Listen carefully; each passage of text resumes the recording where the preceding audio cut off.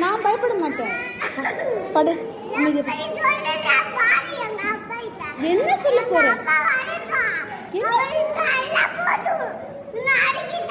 என்ன சொல்ல போற?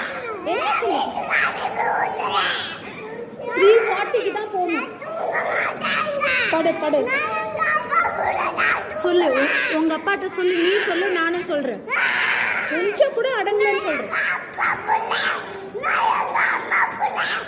சரி, இருந்துட்டு போ. இப்ப நான் யாரு? நான் கூட தான் எங்க அப்பா பிள்ளை, எங்க அம்மா பிள்ளை. படு.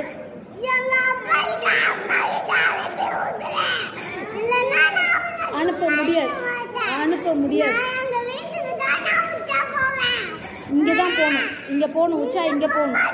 இங்கதான் போகணும்.